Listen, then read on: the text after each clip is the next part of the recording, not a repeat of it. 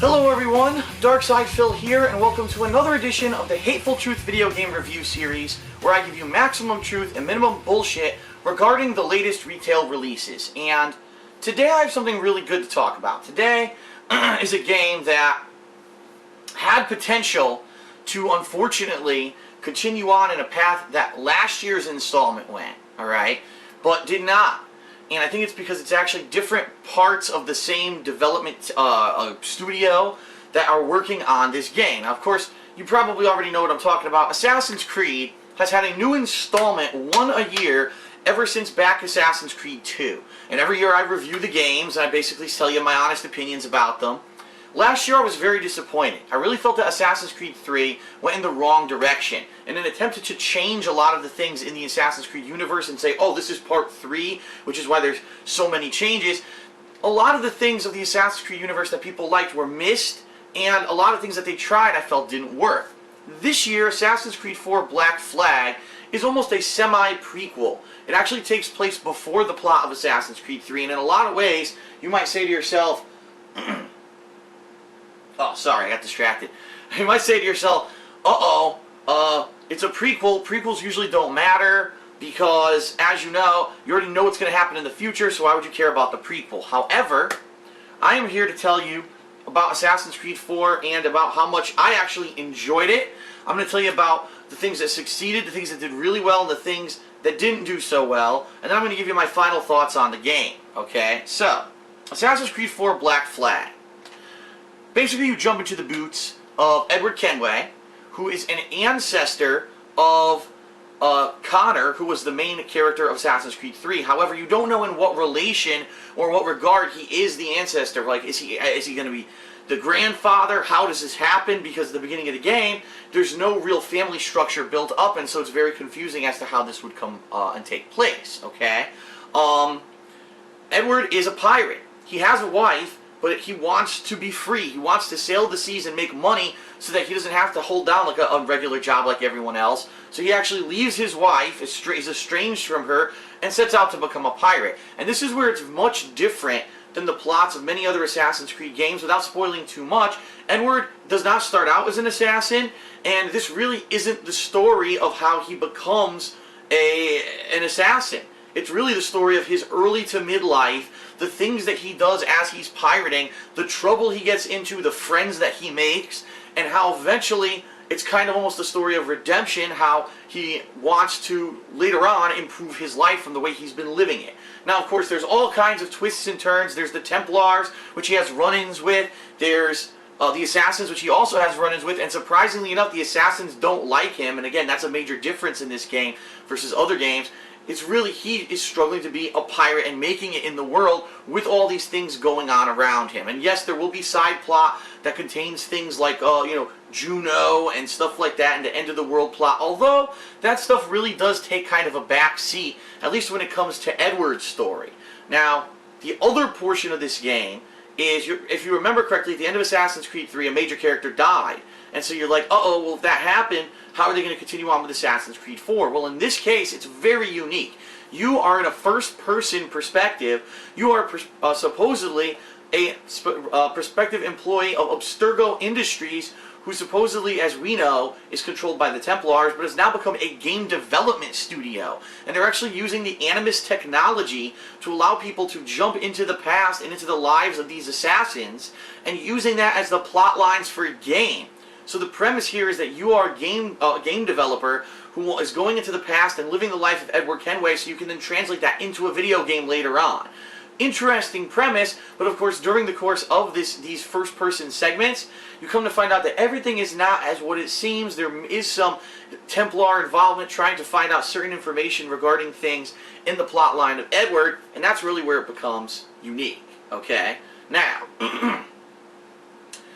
what are the things that they changed from previous Assassin's Creed games? I can tell you this. Number one, the combat is way easier. They made the combat very streamlined and free-flowing in this game. Once you learn the timing of the counter and a few other things, using the guns or whatever, the gameplay, the combat is so much better. It really does feel better free-flowing. The climbing, The climbing has been dramatically streamlined. If you remember in previous Assassin's Creed titles, it would maybe take a little bit longer for you to get up a building. In this game, you're climbing like crazy, and you're very fast, and that's good, because in previous games, sometimes you'd be free running or free flowing through a city, and all of a sudden, oh no, now I gotta climb a tall building, and it would really slow down the pace of the game. Now it's like boom, boom, boom. You can move out freely, and you don't ever feel hindered or hampered by the climbing mechanics. I think they've really improved them dramatically. Alright? The naval combat is outstanding in this game, and completely unlike Assassin's Creed 3, where it felt like the naval combat was just thrown in there and it was tacked on. You're like, why am I, if I'm a Native American, why am I sailing a fucking boat? It didn't really make sense, and outside of like 1 to 2 story missions in Assassin's Creed 3, it was just side content, and it didn't feel like you ever needed to learn how to do it. In this game, it is an integral part of the game, but it's done right. Over the course of the game, you're going to find money, but you're also going to get resources, metal, wood, etc. You can use these resources to improve your ship, to build bigger cannons, to get better cannons, to get longer reach, to get mortar shots that go very far, chain shots. There's like 5 or 6 different kinds of weapons on your boat. I'm sorry, I shouldn't call it a boat, I should call it your ship. Edward would be pissed at me if I called it a boat. That allow it to have amazing combat capabilities. And the primary side content of Assassin's Creed 4 Black Flag is that you are sailing around this open world map, which again is a huge change, an open world environment where you can go wherever you want from the get-go, but warning, if you do, you might get fucked up by much tougher ships. You have a ship that starts out pretty weak, but over the course of the game can become ridiculously strong. Now the cool thing here is you get a spyglass, and you basically can look out over the sea and see all islands, but also other ships. And it's your choice. If you're a fucking pirate, you can do whatever you want. You can go after those ships and take them over by fighting them and then boarding them, and literally either having to use a little mini cannon to take out dudes on the deck, or swashbuckling over on a rope and then doing hand-to-hand combat to kill a certain amount of enemies or a certain amount of prerequisite objectives on the boat. And then you have a choice. You can either take that boat and take it for your crew and add it to your fleet, or you can actually have that boat be destroyed and get more resources for it. It's really cool. It's just an awesome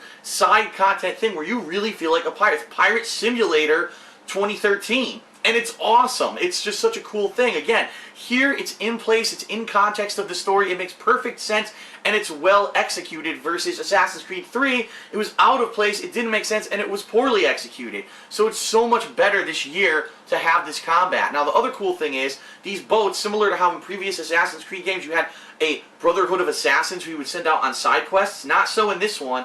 In this one, it's your ships. You actually send your ships out on side missions, and if it's successful, you'll get resources, you'll get money, you'll get these things on the side. Now in addition to that, obviously you can still upgrade your weapons, you can buy better pistols and such. That kind of stuff still exists. You can also complete certain objectives to unlock new abilities, to unlock new outfits. There's whaling in the game, where there's actually whales, sharks, killer whales, things like that. A great white whale, which is huge. You take harpoons and you just have to hit it with harpoons and then chase it as you harpoon it to try to kill it. And if you get it, you skin the whale. You'll get the skin, and the skin can be used for multiple things. Sometimes upgrades for your person, maybe bigger pouches, or better, you can hold more guns, or maybe a health increase, so you have more health in your health bars. So you could do that, or sometimes they're used to craft different outfits, so Edward's appearance changes. So the side content, and there's also hunting, by the way. Just like in Assassin's Creed 3, there's still hunting, but the hunting is very minimalized. It's actually along the way. If you remember, in Assassin's Creed 3, a lot of the times it was like, well, if you do hunting, you'll get upgrades, but by the way, it's nowhere where you're going to be. It's in some fucking forest outside of anywhere else you would want to go, and there's nothing to do there. Here, a lot of the hunting you can do on the fly during missions. You'll already be in a jungle or on a tropical island doing a mission, and, oh, there's the howler monkey. Boom, kill it, skin it. Now you have it, rather than having to go try to find it by yourself. And in a lot of ways, that's really where the main improvements of Assassin's Creed 4 are. It's streamlined, it's fast-paced, keeps it moving. You never feel like in any part of the game that it's dragging along. And the character of Edward Kenway is infinitely more interesting than Connor was. He's a lout. He's a dirty bastard. He's going to go out there, he's going to booze it up, he's going to womanize, even though he is married. He's going to try to destroy and steal and pillage. That's what pirates do. And it's awesome to be in almost a Pirates 101 simulator with a little bit of a supernatural twist when things like, these mysterious artifacts and stuff come into play. So It's awesome, and the game is long, by the way. The game is, in my playthrough, was over 130 parts, alright? And, which, if you figure by 10 minutes, I mean, that's a good 15 to 20 hours of gameplay you're going to get. And keep in mind, I didn't do everything. And there was a lot of collection item side quests that I never did. However, I did do all of the Abstergo side content. And what I mean by that is, when you are in the first person's perspective, playing as the Abstergo employee, you can go throughout the office, and sometimes you can find computers to hack. And if you hack them, you get backstory on what's going on in the game, about the Templars, the Assassins, excuse me. And you access this content through a series of mini games. So there's actually side content on top of the side content, and there's just an overwhelming amount of content in the game. I took my time with it, and it took me 2 weeks to beat. Keep in mind, I didn't play it every day, but playing it for a few hours every few days, it's a really awesome experience. And as long as you are playing it like that, it probably will be a better experience than if you just rush through and primarily play the plot, especially because some of the fun things to do, like pillaging a giant man-of-war ship and getting it to join your fleet after swashbuckling, killing a freaking giant killer whale or shark, doing undersea diving to try to find extra treasure, blueprints, and loot, taking over an optional island or doing an optional side quest. It's fun as hell. And I really like the implementation that they did this year. Again, the side content seemed like it was seamless and it was put into the game properly. Last year, the side content just seemed like that. Let's make superfluous side content to say we have it, but it didn't mesh with the story. This year, it meshed with the story and it made sense, and that's why I really enjoyed it, okay? Now let's talk about the multiplayer. The multiplayer, I'll be honest with everyone, is pretty typical. It's extremely similar to what you've played in previous years. All of your favorite game modes return, including Wanted, Manhunt, Domination, Artifact Assault, all that kind of stuff. Wolfpack is back from last year. That was the new edition last year. It's still back. There's a new one called, what is it? Oh God, something Lab, and I forget, I think Case Lab, something like that, where you can basically make your own game mode. It's like, make your own rules. Set it up however you want, and that's cool for people who always maybe wanted to set up their own custom assassination missions. It is still only 8 players maximum. Wolfpack is still only 4 players cooperative.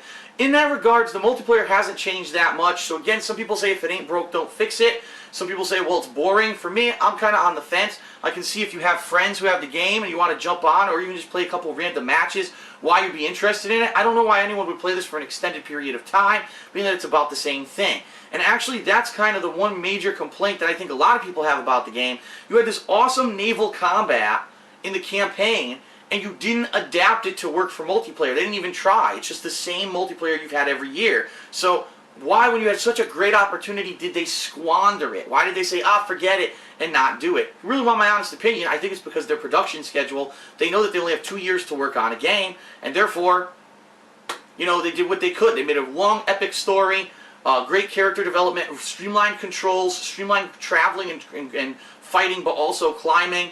Having all the side content be fun, but also in context of the game rather than seeming like it was outside of it.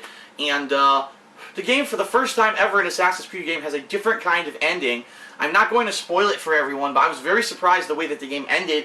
I was like, wow, I didn't see that coming. I thought that maybe it would be a little cliche and end like the other ones did.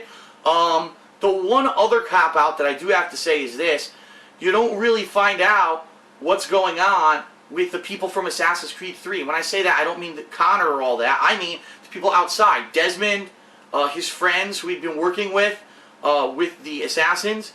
They are, some people, don't get me wrong, they do make like Easter egg appearances in the game, but there's no definitive ending and there's actually no progression whatsoever of that storyline.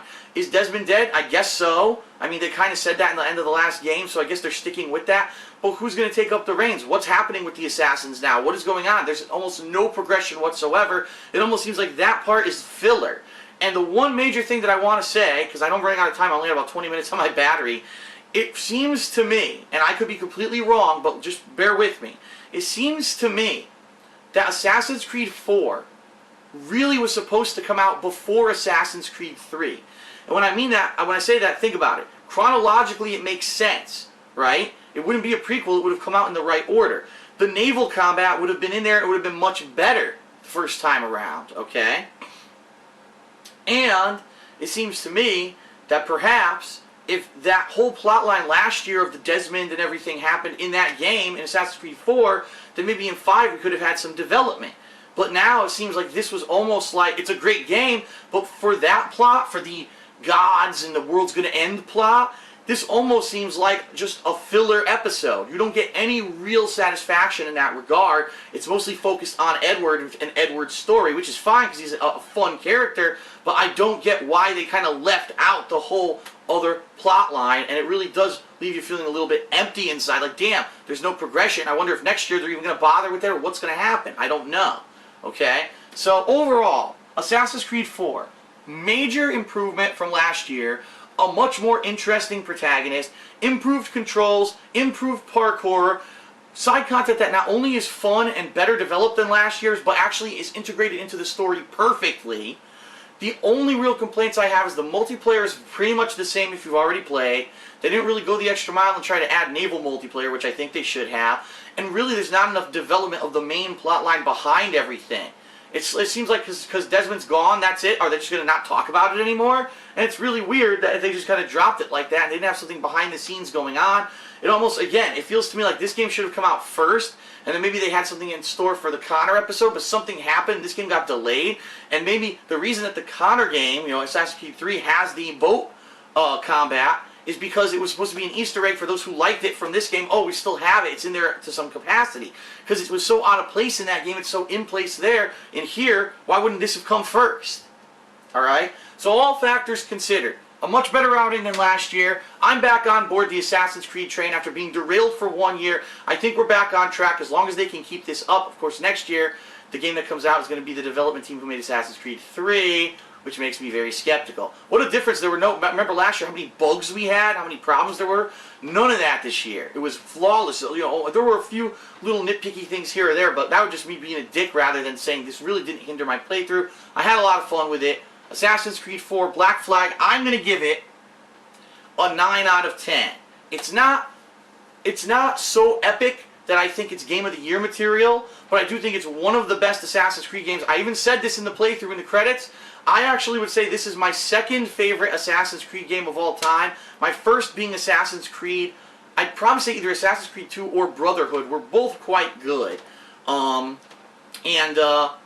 This game is right up there with those two. Alright, don't think that the series has gone to a low. It's actually worth playing, and if you can get it, if you're saving out for next gen, perfect. You know what I mean? Like, you're going to play this on next gen, you're going to have great graphics, I guess. I don't know if you're going to have frame rate issues or whatever, but you're going to be pleasantly surprised. You won't be disappointed. Check out Assassin's Creed 4 Black Flag, one of the best games of the year, 9 out of 10 for me, personally, a great game. Okay? Alright, that's it for the Hateful Truth video game review series. I hope that you felt that I gave you maximum truth and minimum bullshit. I will see you next time on another edition of the Hateful Truth. Peace.